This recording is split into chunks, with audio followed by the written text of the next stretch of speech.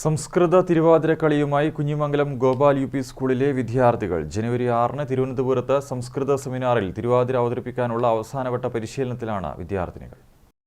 സംസ്കൃത ഭാഷയിൽ മെഗാ തിരുവാതിരയുമായിട്ടാണ് കുഞ്ഞിമംഗലം ഗോപാൽ യു പി സ്കൂളിലെ വിദ്യാർത്ഥികൾ തിരുവനന്തപുരത്തേക്ക് പോകുന്നത്. സംസ്ഥാന സ്കൂൾ കലോത്സവത്തിന്റെ ഭാഗമായി നടക്കുന്ന സംസ്കൃത സെമിനാറിലാണ് കുട്ടികൾ മെഗാ തിരുവാതിര അവതരിപ്പിക്കുക. സ്കൂളിലെ 42 വിദ്യാർത്ഥികളാണ് തിരുവാതിരക്കളിയുടെ ഭാഗമാകുന്നത്.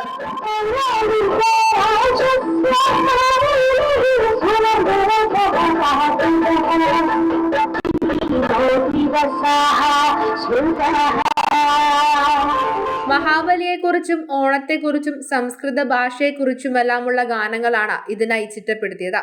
സ്കൂൾ പ്രധാനാധ്യാപിക പി.വി. പ്രസീത, സംസ്കൃത അധ്യാപകൻ A V. Ashokan, K C. Rama, K V. Latheesh തുടങ്ങിയവർ കുട്ടികൾക്ക് പ്രോത്സാഹനവുമായി കൂടെയുണ്ട്.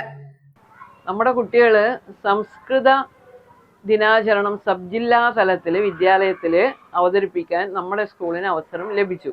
ആ അവസരത്തിൽ നമ്മൾ ആതിഥേയരായ നമുക്ക് തോന്നി കുട്ടികൾ അവർ വരുന്നവരുടെ മുമ്പിൽ നമ്മുടെ മക്കൾ ഒരു സംഭവം ചെയ്യണമെന്ന്.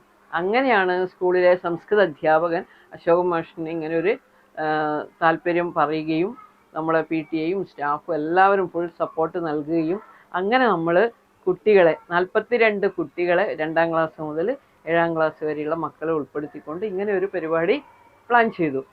കേരളത്തിൽ ആദ്യമായിട്ടാണ് ഇങ്ങനെ ഒരു സംസ്കൃത തിരുവാതിര നടത്തുന്നത് എന്നുകൊണ്ട് തന്നെ ഇത് കേരളം മുഴുവൻ നല്ല പോലെ ശ്രദ്ധയിൽ കൊണ്ടുവരാൻ നമുക്ക് സാധിച്ചിട്ടുണ്ട്, നമ്മളെ കുട്ടികൾക്ക് സാധിച്ചിട്ടുണ്ട്.